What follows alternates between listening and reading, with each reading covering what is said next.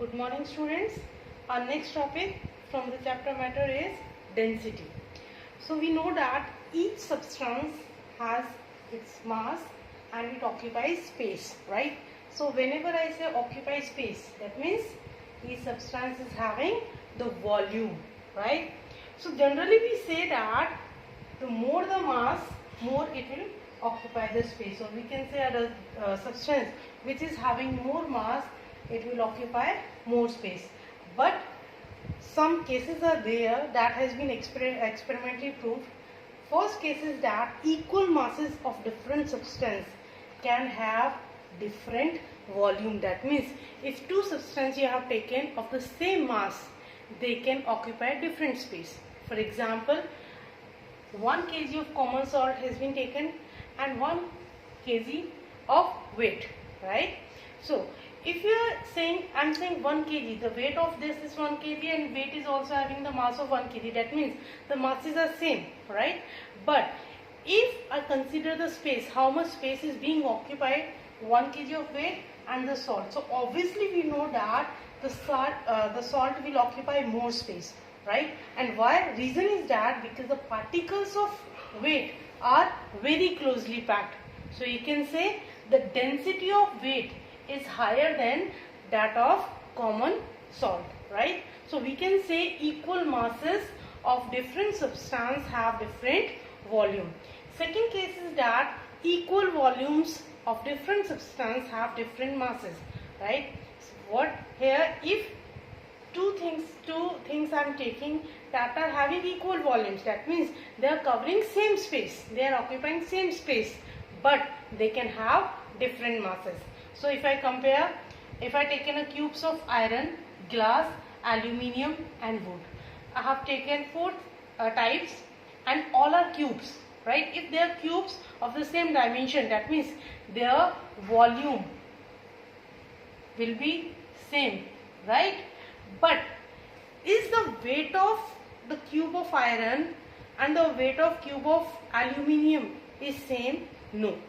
Iron is more heavier than aluminium, right? So over here if I compare the masses, iron is more heavier than aluminium, right? It is more heavier than aluminium is more heavier than glass and glass is more heavier than wood, right? So we can say that all the things, iron, aluminium, glass and wood, all the things are occupying same space. That means they are having the same volume, but their masses can be different. This is the case of solid. Similarly, if I take the case of liquid, if I take the same volume in a glass of water and same volume I am taking kerosene. Now, if I weigh them, then what I will get?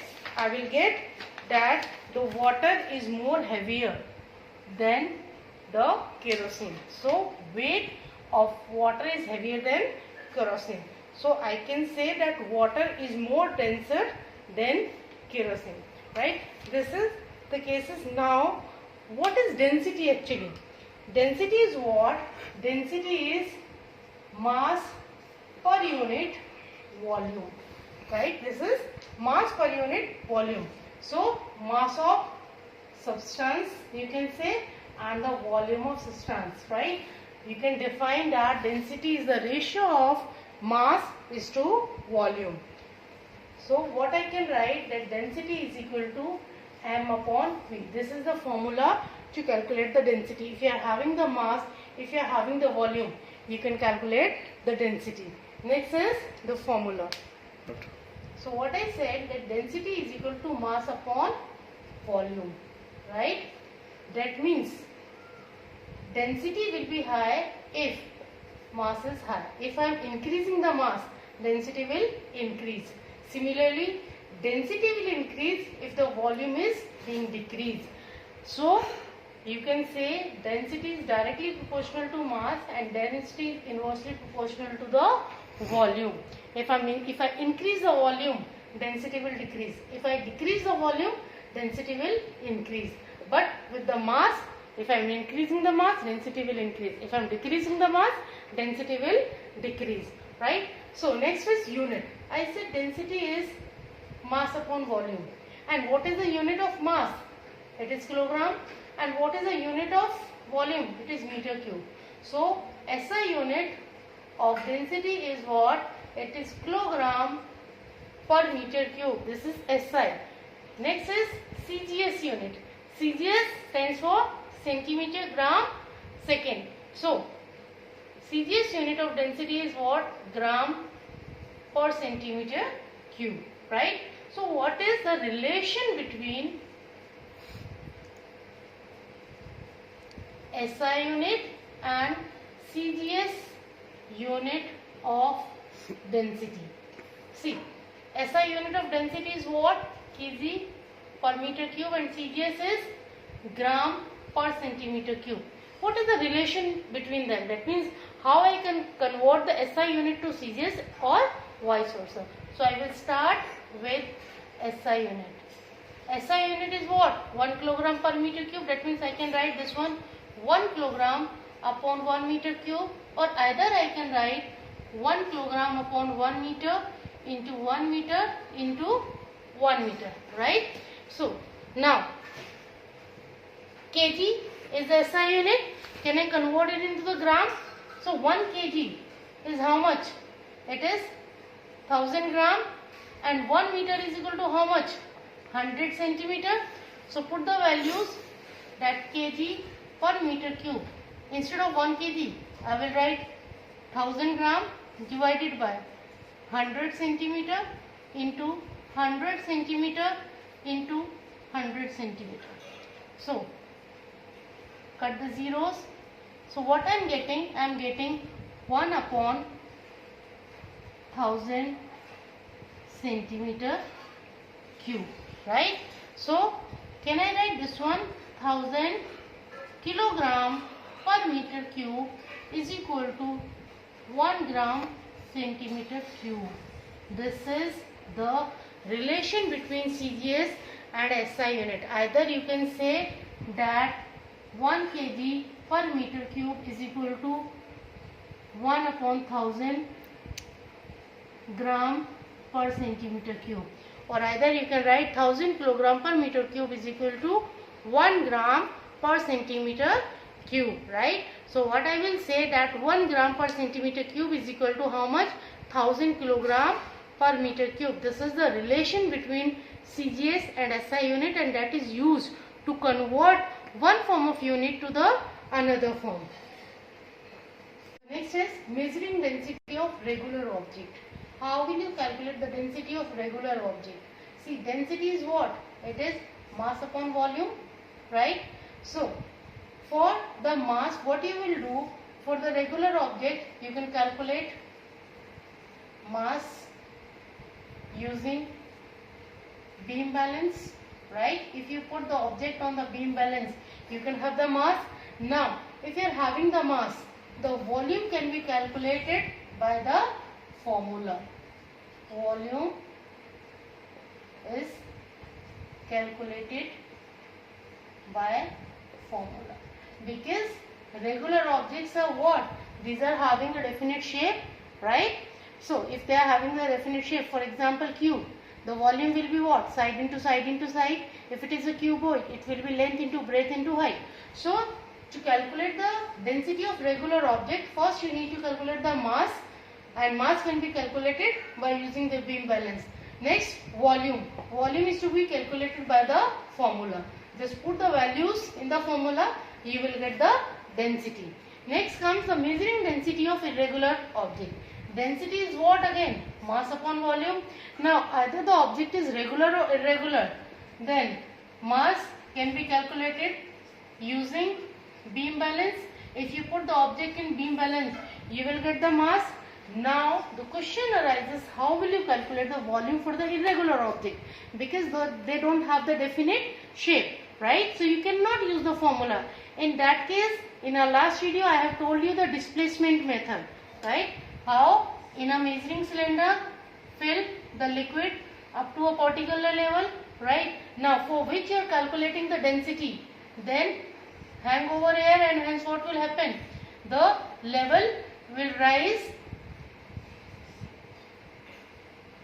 if I hang, the level of the water will rise up to a particular level, right? For example, this is 40 and this is 70. So volume will be how much?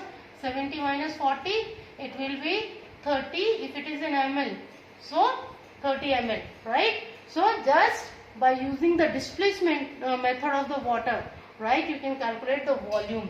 So volume in case of regular is being calculated by the displacement method. So in this way, either you are having the regular object or either you are having irregular object, you can calculate the density. So what you need for the density? Mass and the volume.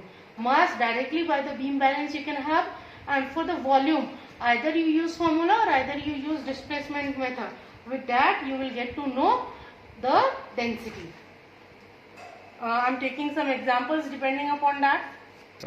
The example question is 30 centimeter cube of iron weighs 234 gram, then find the density in kilogram per meter cube.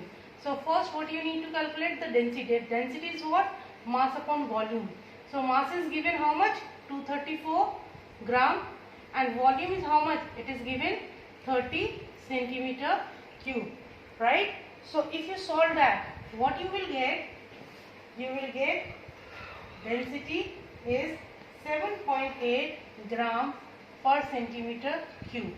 This is the density you have calculated. The value is in gram per centimeter cube. And what you need to do, you need to convert it into the kilogram per meter cube. So what is the relation? 1 gram per centimeter cube is equal to 1000 kilogram per meter cube. So 7.8 gram per centimeter cube will be how much? 7.8 into 1000 kilogram per meter cube. So it will become how much? 7800 kilogram per meter cube. That will be your answer, right? So in this way you can convert the CGS unit into the SI unit just by having the relation, and density is directly calculated by the formula, that is mass upon volume, right? So next topic is your distance. Distance, suppose an object starts from A, then move to B position, then move to C position, then D, and then E position is having. That is the random path an object is having. And A to B, if it is 3 km, B to C, if it is 2 km, if it is 2 km, and this is 5 km, right? The distance will be what? Distance will be AB plus BC plus CD plus DE, right? So it is what? 3 plus 2 plus 2 plus 5. So it will become 3 plus 2 5, 5 plus 2 7, 7 plus 5 12 kilometer, right? This is what? The distance is what? It is actual path traveled by object, right? So distance is what? It is the actual length, right? Actual length of the path covered by a moving object irrespective of its direction. I am not taking that either it is moving in north direction, either it is in south, either it is in east or west. I am not taking the direction. Distance is completely independent of the direction, right? It is a scalar quantity, only the magnitude is there, right? So distance is what? It is the actual length of the path covered, right? So 3 plus 2 plus 2 plus 5, right? So either if the object is starting from here, going to this and then coming back. So distance will be this distance plus this one. The total will be this. Even what I am saying, if the object is starting from here, then moving 5 km and then coming back to this position, then 5 plus 5. The total distance will become 10 km, because what he has done 5 km, this side he has gone, then 5 km he has come back. So total will be the 10 km distance. And SI unit of distance is what? Meter. The distance is what? The length. And the SI unit of length is meter. Our next topic is speed. Speed is what? It is distance traveled by object divided by time. You can say distance upon time, right? See, when we observe the motion of some object, we can see some objects move faster, some objects move slower, right? Some objects cover larger distance in a small duration of time, but some objects take more time to cover a small distance also. So what happens? It is due to the speed of the object. If the speed is faster, so it will cover more distance in same duration time, but if the speed is slower, it will cover less distance, right? So speed directly depends upon the distance traveled by object to the time taken. So SI unit of distance is what? Meter. SI unit of time is what? Second. So SI unit of speed is what? Meter per second, right? This is the SI unit. So the speed of fast moving objects like car, aeroplanes, scooters is expressed in kilometer per hour. It's not the SI unit.